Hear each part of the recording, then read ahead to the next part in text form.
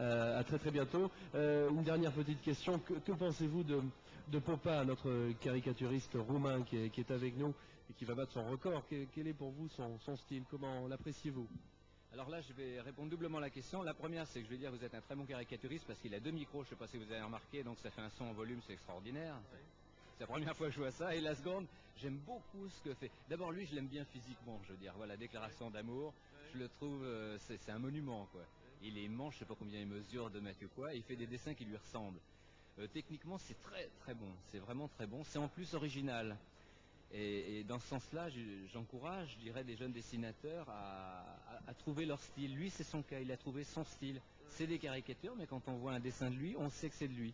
Et techniquement, c'est très très beau. C'est au pastel, je l'ai vu dessiner en direct tout à l'heure, et c'est très beau. C'est techniquement même parfait, il n'y a pas d'erreur de dessin. Jean-Claude Morchouane, merci, qui va regagner son stand. Dernière question, le style de Popa, notre Roumain là, qui va faire la une avec son record, qu'en penses-tu? Alors lui, je ne veux pas en entendre parler parce qu'il m'énerve. De toute façon, il dessine plus vite que son ombre déjà.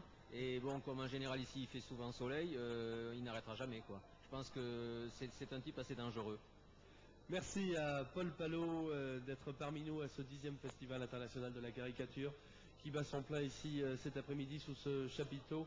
Merci à Paul, et Paul va rejoindre son stand.